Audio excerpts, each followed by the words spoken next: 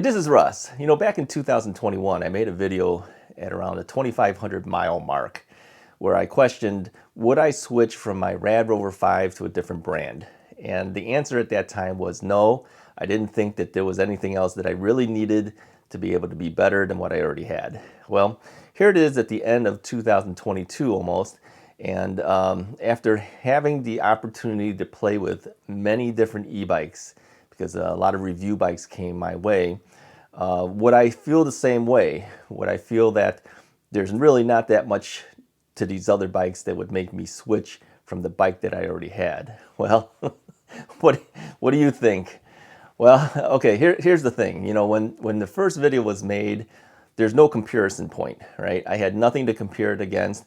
And as far as I knew from everything I've tried up to that point, which is only one bike, it had everything that I needed because my only experience was non-electric bikes. And of course, any bike that you put in that's electric, you're going to feel totally different than a non-electric bike, okay?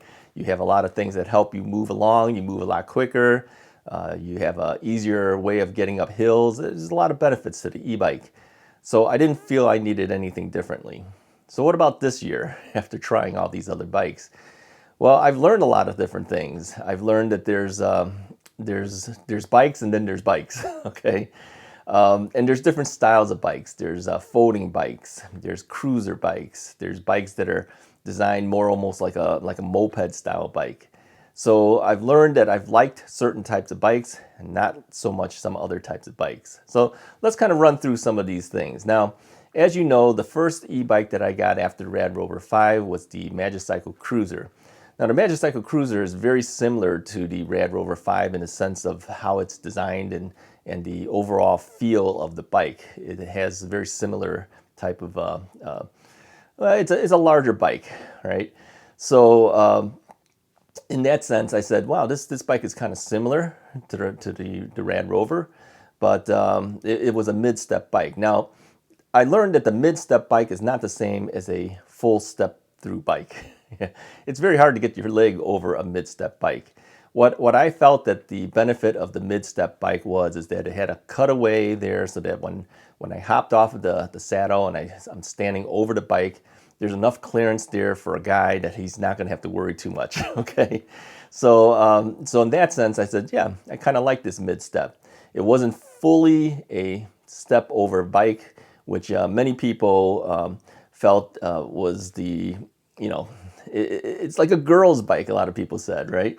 Well, it's no longer considered a girl's bike, and many people do ride full step-through bikes. I have several step-through bikes myself, and so it is a lot easier to get through that way. But a mid-step bike, no, it's not that easy to step your leg over it, okay?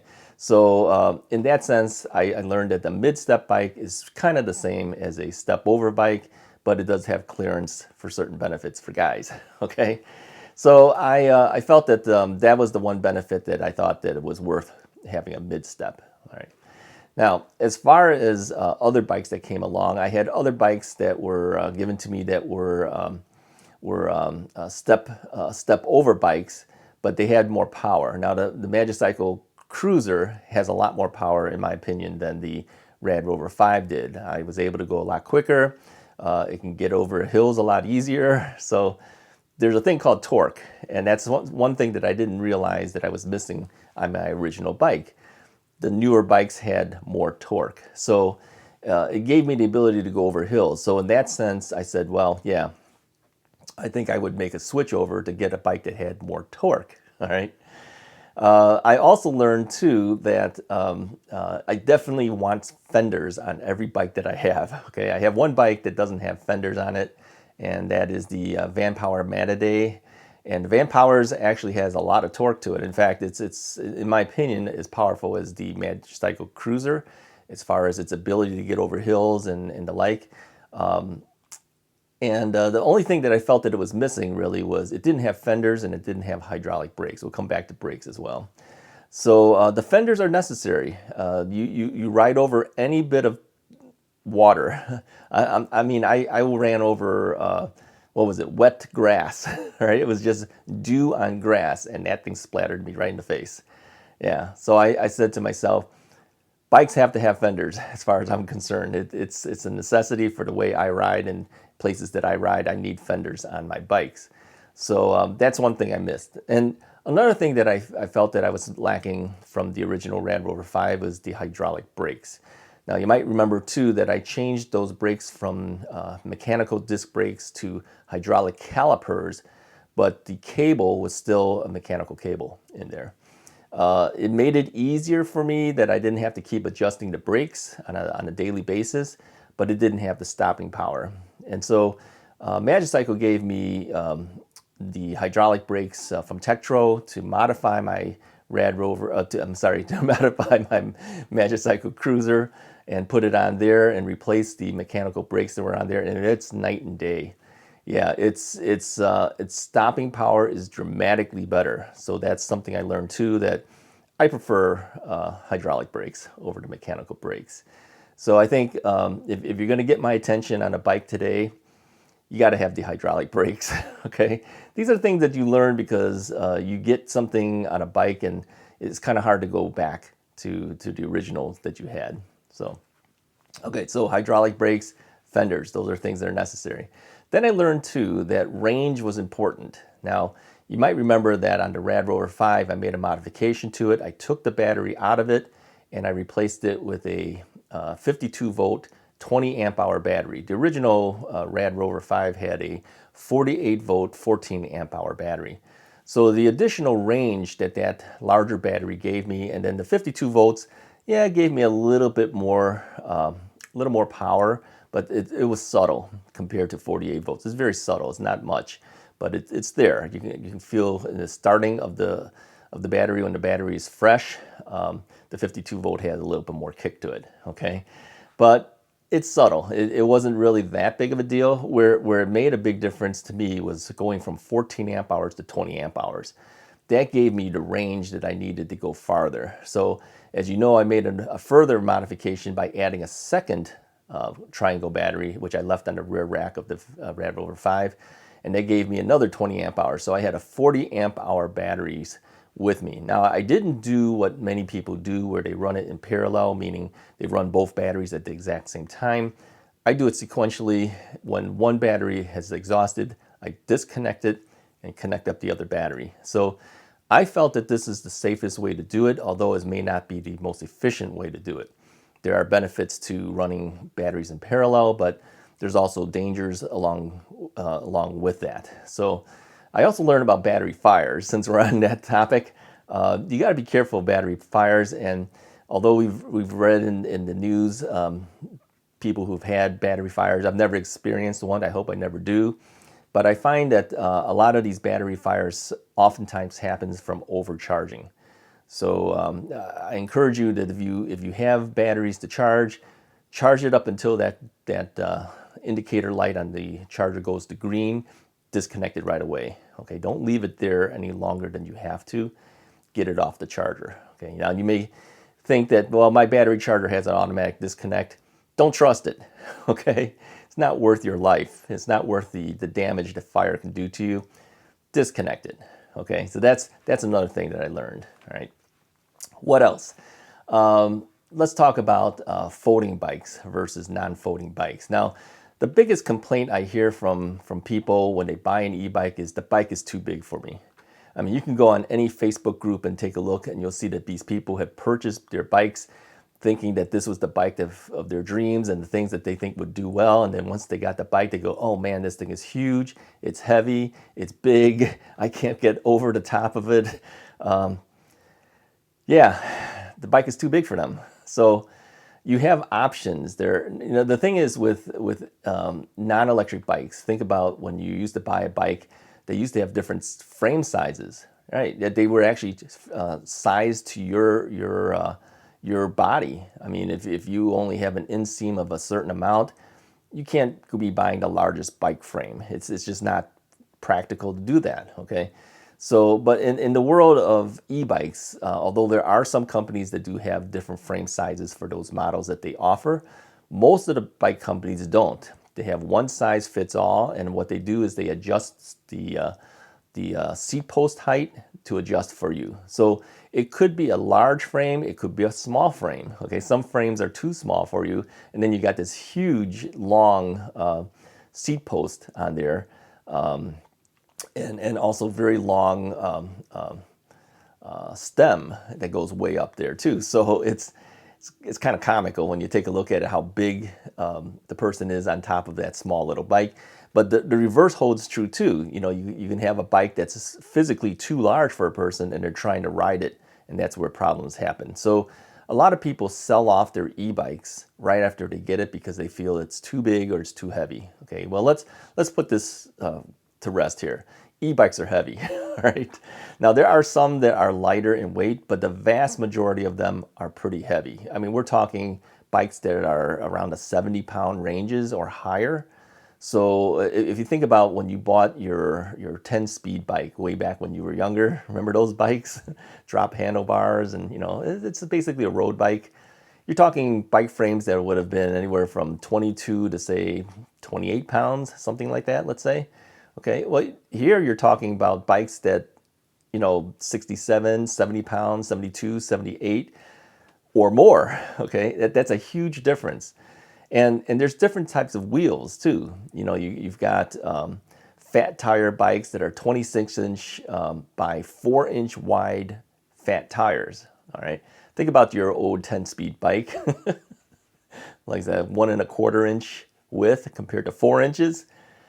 Yeah, that's a big difference. There's big rolling resistance that happens with these big fat tire bikes too. Now, people have asked me too, why do I like the fat tire bikes so much, since I ride mostly on the street or on paved paths. I don't even go on gravel, right? Well, I like the big fat tire bikes. To me, I feel comfortable that it works well on the street, but if I have to jump up onto the grass or gravel, I have the ability to do it and not have to worry about it, okay? So the big fat tires have a disadvantage as well. You have rolling resistance.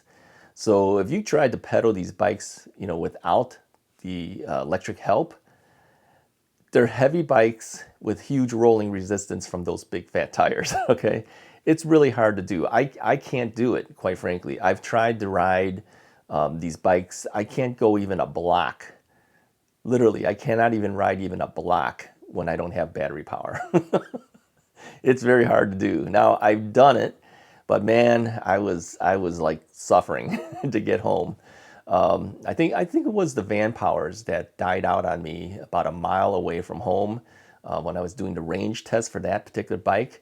And so I know exactly how many miles it gets out of that bike because it went all the way down till it died, right?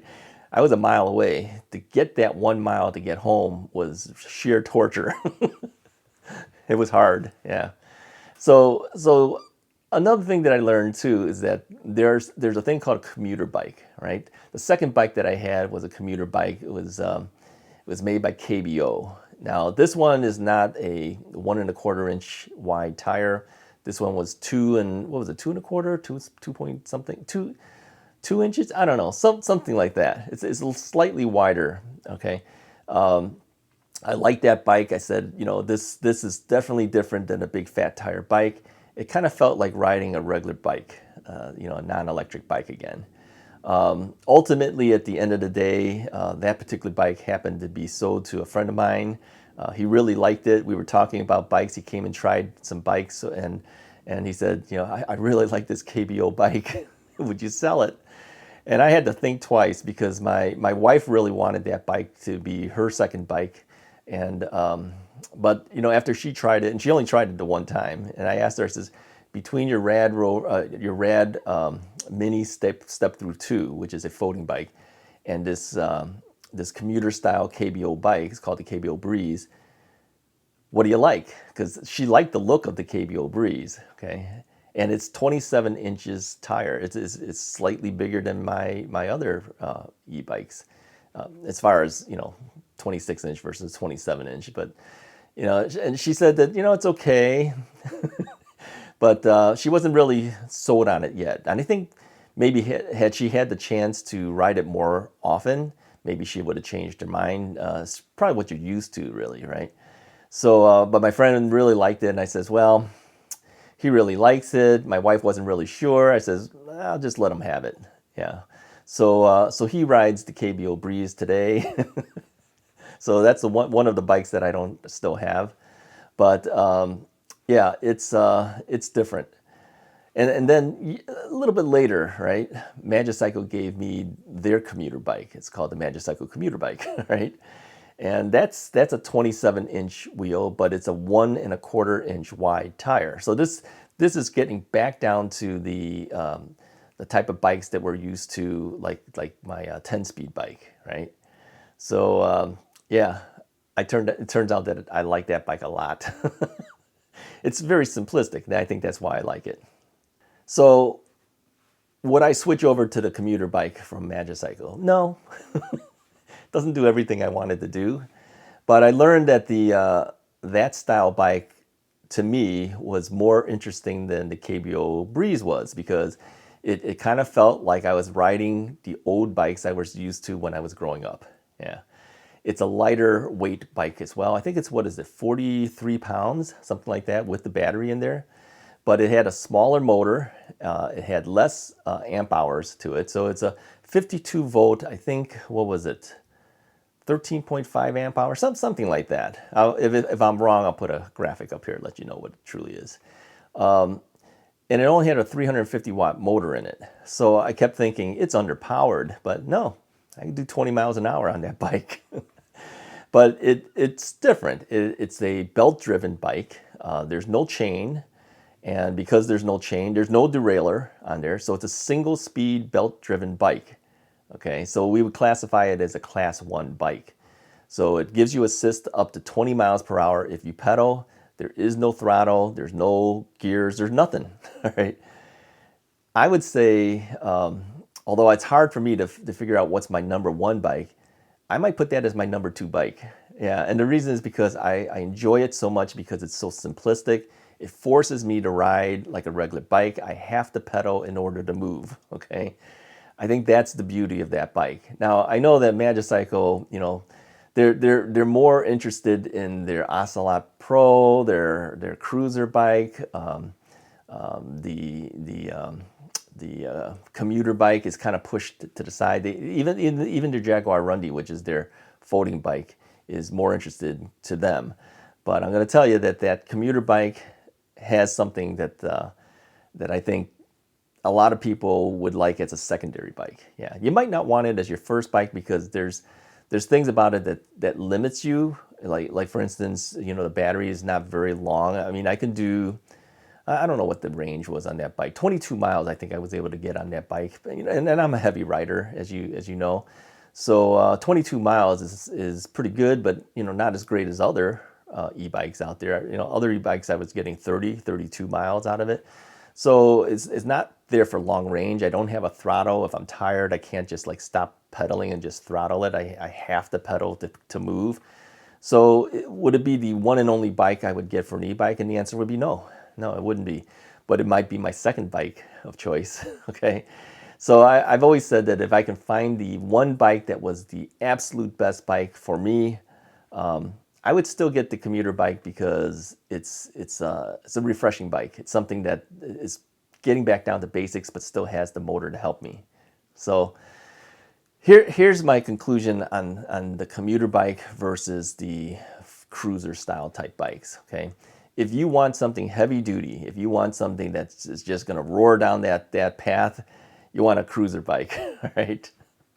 But if you want to ride just like you did when you were a kid, where you had an old 10-speed type style bike, like a road bike, all right? You want a commuter bike, yeah. So what about these folding bikes? What did I learn about folding bikes? Well, I like the folding bikes because I can bring it places. Now, people have said, well, you could put a hitch on the back of your car, and then you could get a rear rack on the back of your car so you can travel with your cruiser bikes. Well, unfortunately, my 2 cars that I have cannot have hitches put to it. One of them, the hitch companies outright said, we will not put a hitch on this car because it's too dangerous for the type of thing you're planning to ride with, which would be an e-bike, which is heavy. So they said, no, we're not going to do it. They refused to do it. Okay, 2 companies said that. And what about the SUV we have? Well, it's a little too old. They said that, there could be rust underneath there, and if there is, there's not going to have that good bite that's necessary for the hitch to attach to. So that car was like an iffy thing. So I says, I'm not taking a chance. So I can't take my bikes with me. Okay, so that's where the folding bikes came into play. The folding bikes is just fold the bike up, throw it inside the SUV, and go. Okay. So because of that, my wife and I were able to put 2 folding bikes into the back of the SUV and go places. We went to Wisconsin. We went to some other areas. It gives us the ability to get the bikes out of this area of town and go to some other area of town.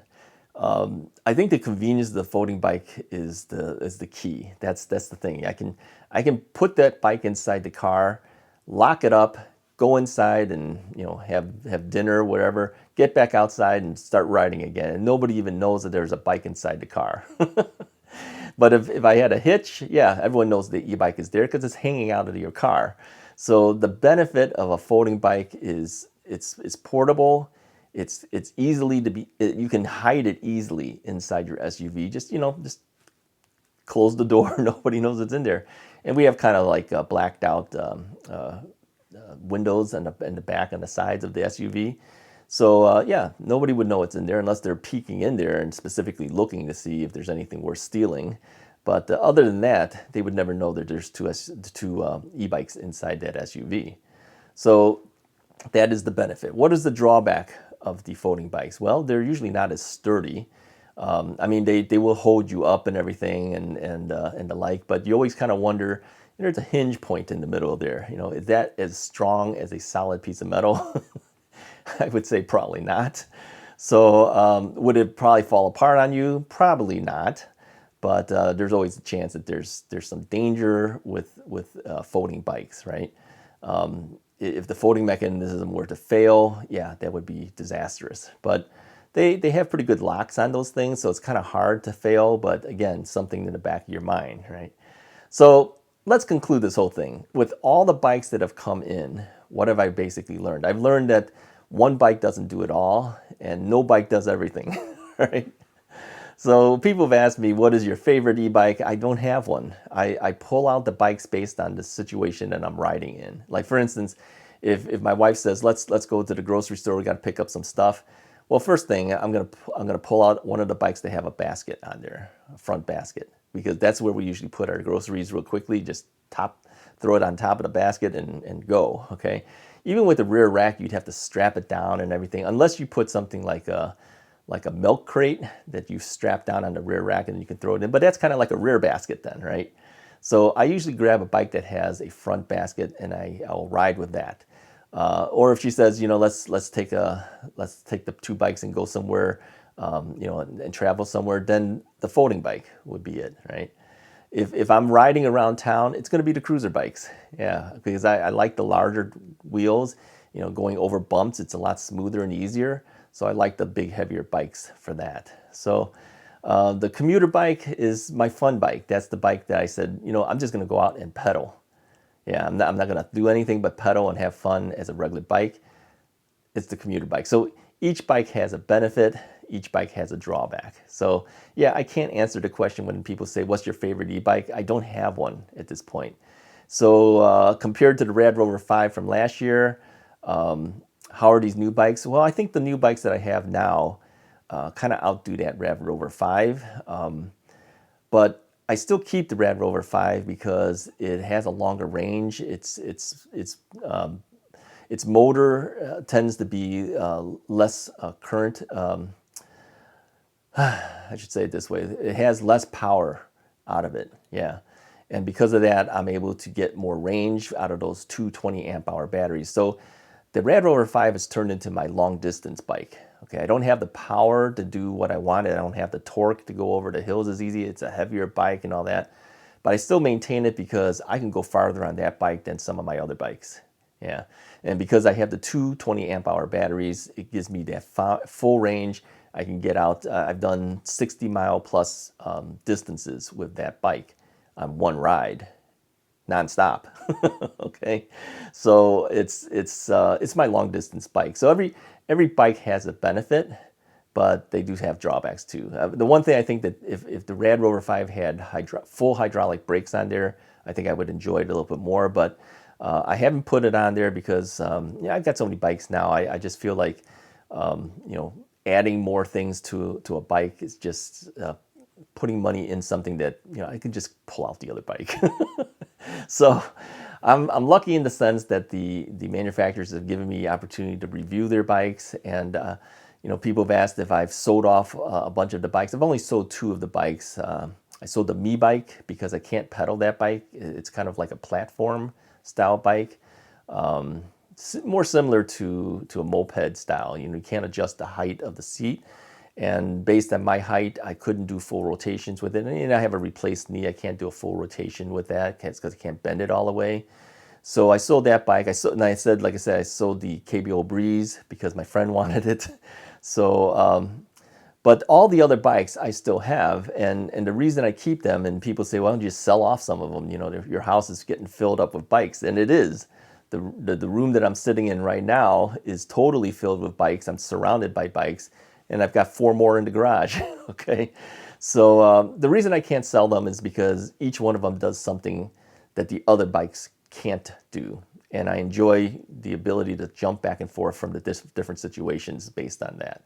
If the one bike could do everything, then there's no reason to have all these bikes. But because each bike has drawbacks as well as strengths, I keep the bikes that I have. I've mentioned too that if a new bike comes in now, one bike has to go because there's no more space in the house to put more bikes. Okay, yeah, there is. I can throw them all in the living room. I can throw them all in the family room, but I don't want the bikes to take over the entire house. So it's all sitting in one room and also in the garage, and that's it. And it can't fit anymore. If I had another bike at this point, I wouldn't know what to do with it. So one comes, the other has to go. And so I decided for this next coming year for review bikes, I will only take review bikes that I feel have some merit to it and something that's a little different than what we currently have, so we can try those bikes. All right. And so if it's a brand that I've never heard of and I'm not really sure, I don't trust where the batteries are coming from or the safety of the bike, I'm not really sure of because it's not proven yet. Yeah, I don't think I'm going to review those bikes. Yeah, so yeah, I'm getting picky now as to which bikes get to be reviewed from me because yeah, I just don't want to bring in more lithium ion into my house. I've got a lot of it here, you know. So if one goes and everything goes, we got some major problems. Anyways, I hope that this video has helped you a little bit to kind of understand where I'm coming from and to find out whether I still had the same feeling about, you know, not changing bikes. Yeah, I'm changing bikes all over the place now. And I've learned that the bikes offer some things that other bikes don't offer. And some of the bikes have some drawbacks as well. Anyways, if you like this video and it's been beneficial for you, go ahead and hit the like button. And if you haven't already subscribed, go ahead and do that. That helps the channel. And, you know, I appreciate this past year that everyone's jumped on board and really pushed the channel up higher. Let's hope for the following year we get the same amount of enthusiasm and get more subscribers coming on board as well. I'll talk to you guys next time.